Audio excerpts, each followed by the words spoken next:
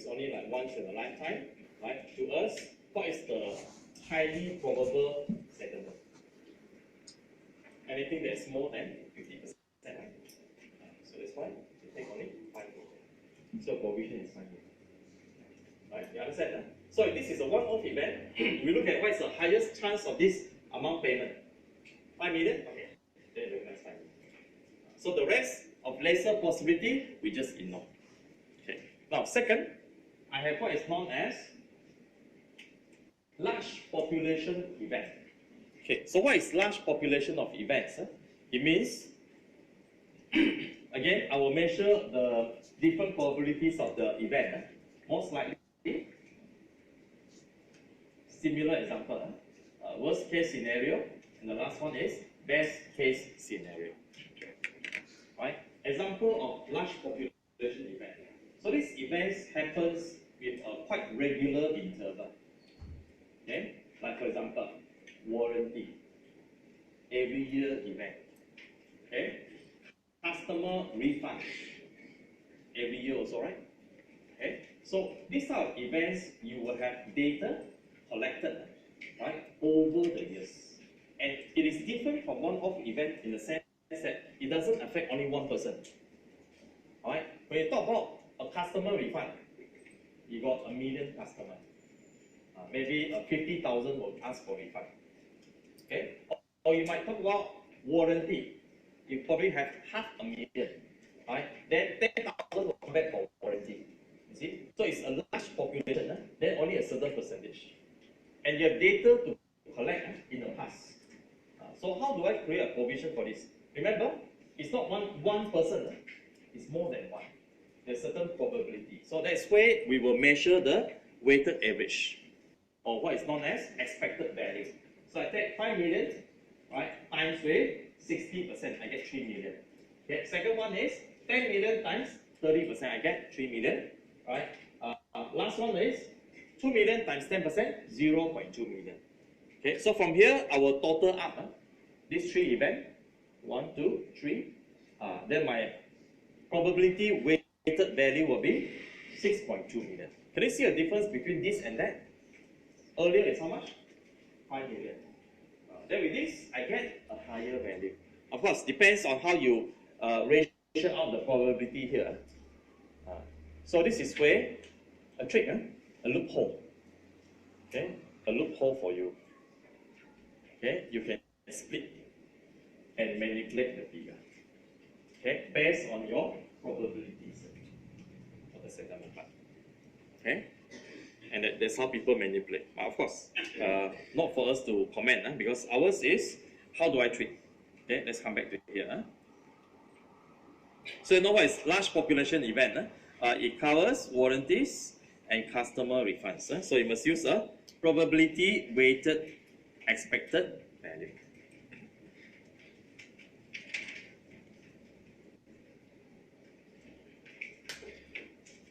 Okay. All right. So with that, let me come to the question itself. So I roughly give you an idea of what to expect from this question. This is IAS37, right? Let's zoom into it. Okay. And look at the earlier one.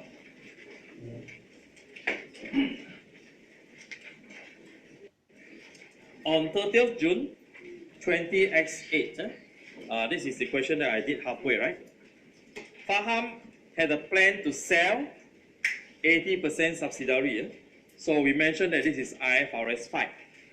Okay. NIVO. This plan has been approved, okay, by the board and reported in the media. Okay, notice, report already approved. It is expected that all CASA, an entity which currently owns the other 20% of NIVO, will acquire 80%. So now you own 80%. All CASA own 20%. So you expect to sell to all CASA. Then you remove your 80% becomes 0%. Then you lost your control. Okay? So I want to know, does this qualify? If I have to create a provision for restructuring, does it qualify for restructuring provision or not? Does it qualify? Approved by the board. Yes. Okay. Plan to sell. Right? Plan to sell. Then announce to those affected. Go on. Reported in media. Okay. But of course, they must report. They are going to retrench people. Then only qualify. Okay. So I can say it qualified if needed to. Then we read further. Right. Sale is expected to be completed by December 20x8. Nivo is expected to have a substantial trading losses. How should I do to trading losses? Can I create a provision? No. How should I treat? As I incur, I expense. Okay. Why I cannot create as provision? Because it relates to the future event, not past event. Accountant of Faham wishes to show Nivo as held for sale. This is under IAS37. You see how they link the two standards in the consolidated financial statement, and to create a restructuring provision. That's what you're talking about. Okay, to include the expected cost of disposal. Is this right? Expected cost of disposal, can I create? Disposal cost of. There may be some retrenchment fee, all this can, okay? Can, So these are costs that might be related. Only cost that is directly attributable to the restructuring, you can create a provision. Other than that, cannot. Second, future trading losses. This is definitely a no. Cannot. The COO does not wish Nivo to be disclosed as held for sale. Okay, problem. COO got problem. Okay, cannot trust. Nor to provide the expected losses. This one, the COO's treatment is correct. Notice, say don't want to provide losses. Is that correct? Yes, but for the wrong reason. Can you use that in your words? Next, COO is concerned as to how this may affect the sales price and will almost certainly mean bonus targets will not be met. This is actually a question on ethics. Okay? So I'm not covering ethics. Later on, only when I cover ethics, you'll see how ethics questions are actually bonus question to you. This is what I'm looking at. Okay, more direct.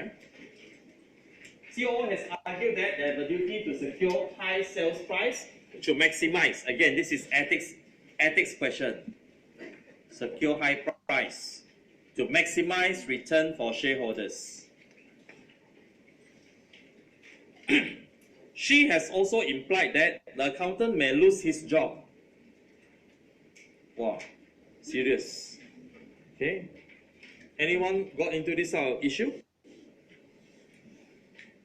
Alright, you may lose your job. Alright, if he were to put such a provision in the financial statement. Okay, wow, this is very serious issue, right? Still not serious. Still not serious. I have a student get even worse one. A gun pointed at the head. Adjust. Then he told me that the feeling, he was shaking. He was shaking. But he adjusted. I mean, a gun pointed at the head, right? Who wants to fight about principle, right? It's real case that he went to Papua New Guinea to work. He's pointed a gun at the head. Then he adjusted. They want to bring the future sales to this year to boost up the profit. But as he says, it's lucky that he managed to come back alive. Okay?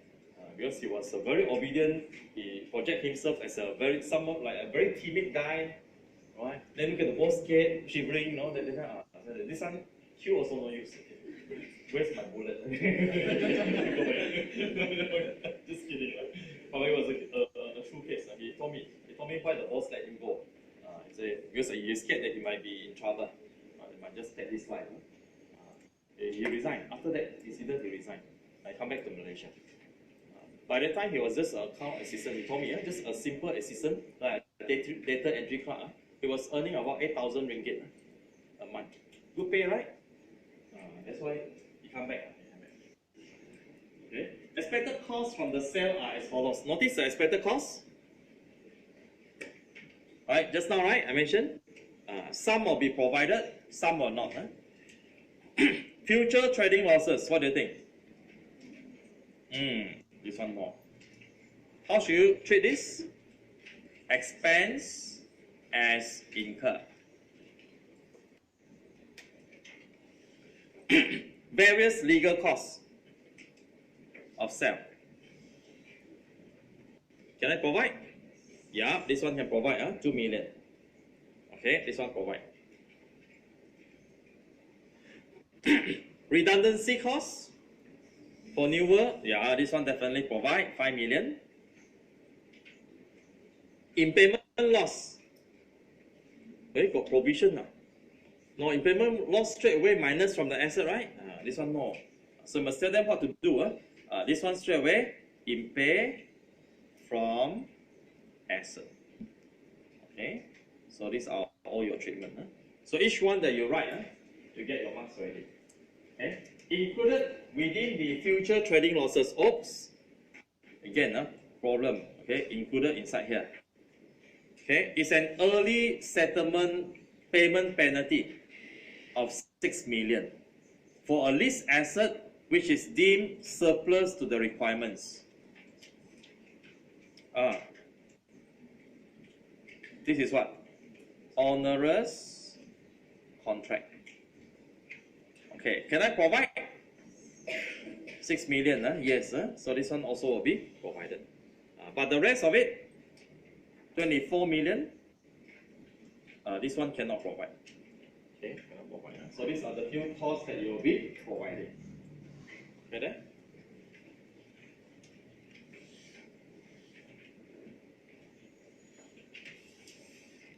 Okay. Now let's see what we have. Discuss the accounting treatment which Faham should adopt to address each of the issue. Okay, above for the consolidated financial statement. Alright, so they want you to talk about the accounting treatment. But first, I think I have to go right to the top. A full question. Okay. Did I ask you to do this question? No, I didn't ask. Sure or not? Sure, I didn't ask. Okay. I didn't ask, then we do now. Come on. Let me see. I only have 22 minutes.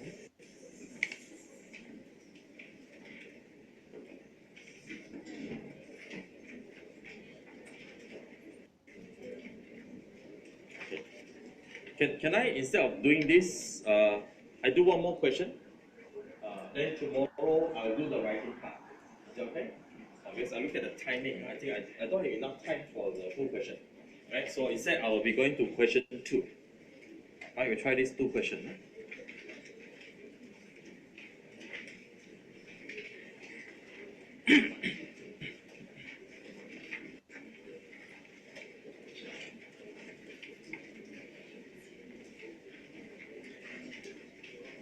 Sample question 2.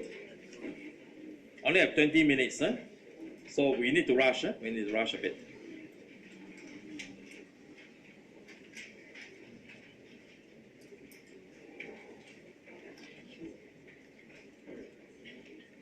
Okay. So I'll be looking at this 5 marks question, which is note number 2. Let's see what is the requirement.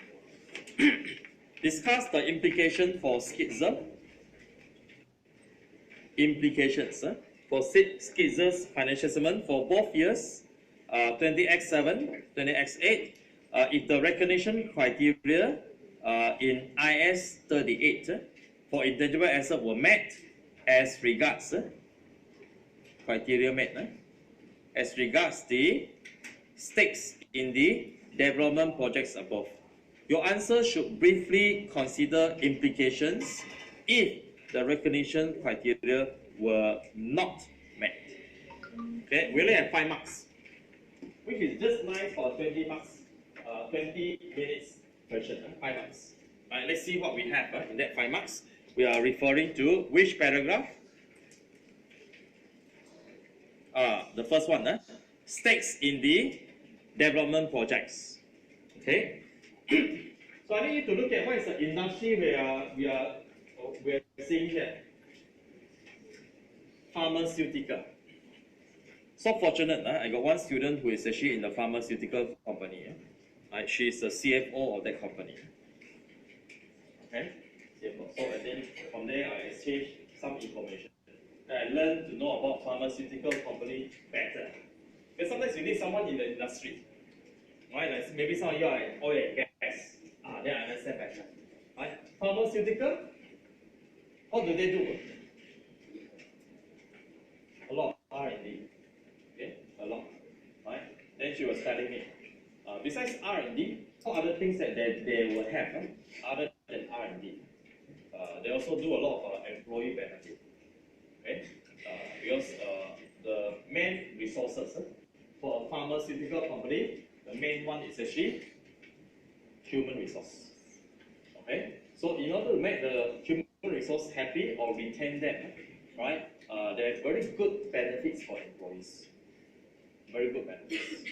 Okay, so next time when you start your own audit firm, you want to retain your staff, right?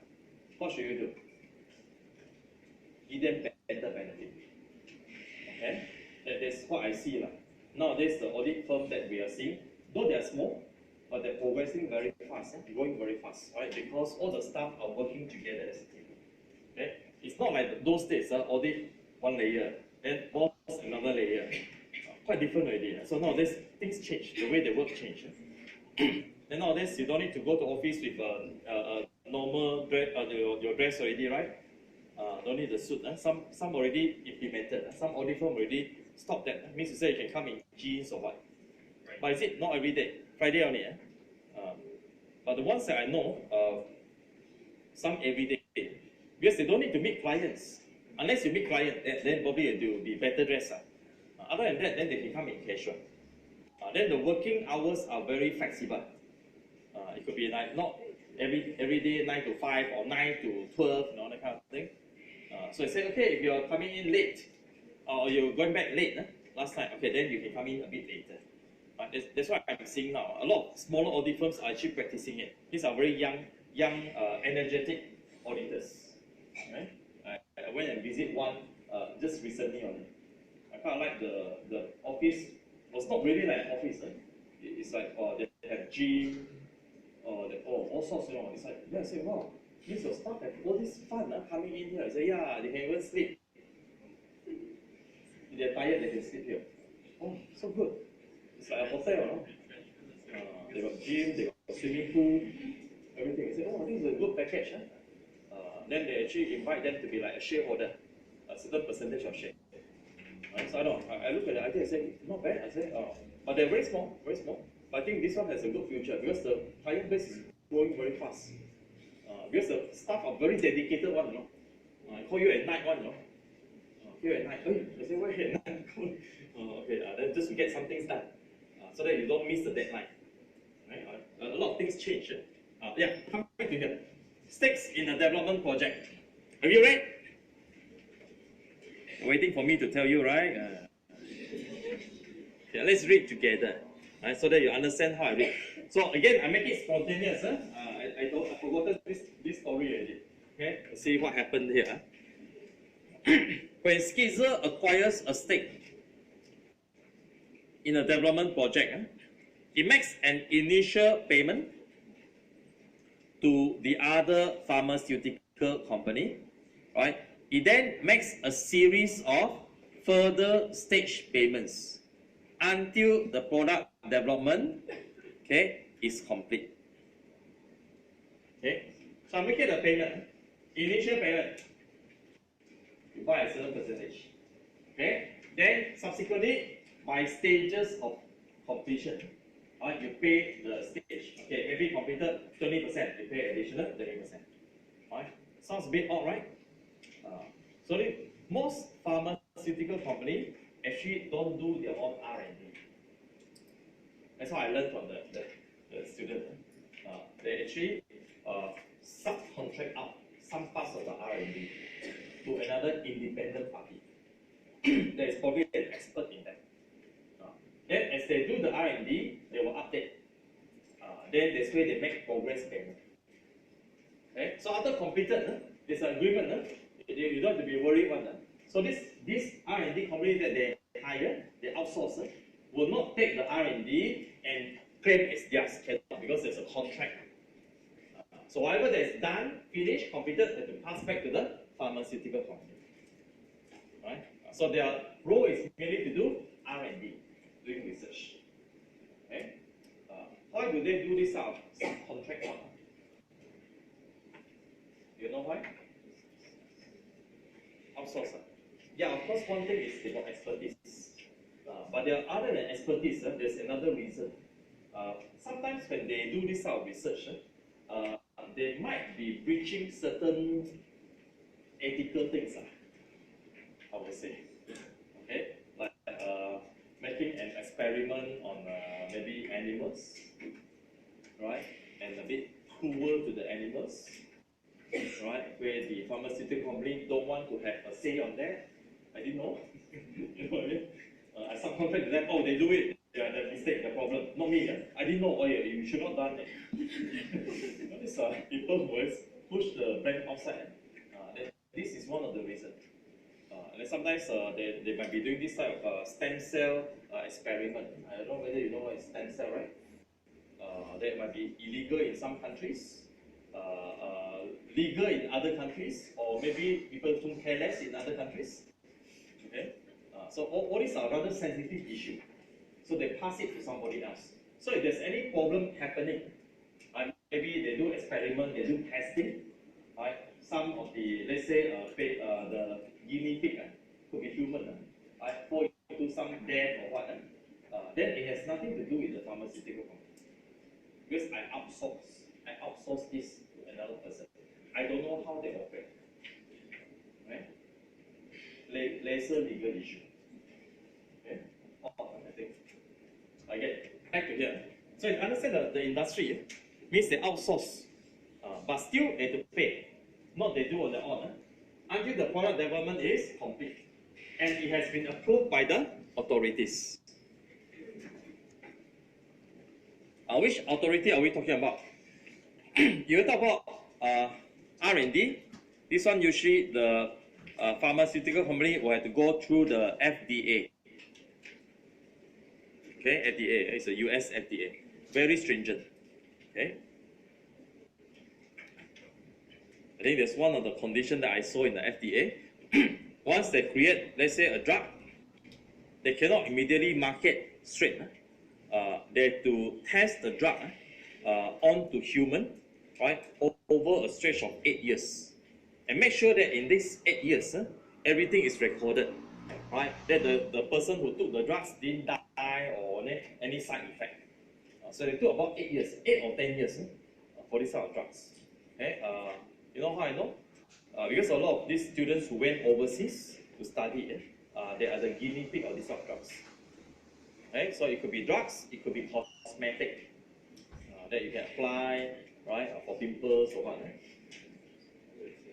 Then if you are not so lucky, you get the cosmetic that is not effective, that is counter effect, then more pimples.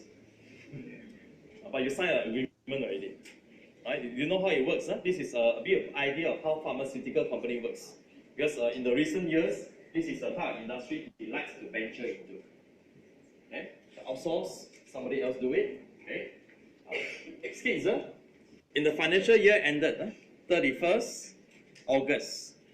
Okay? Skids has treated different stakes in the development projects as separate intangible assets.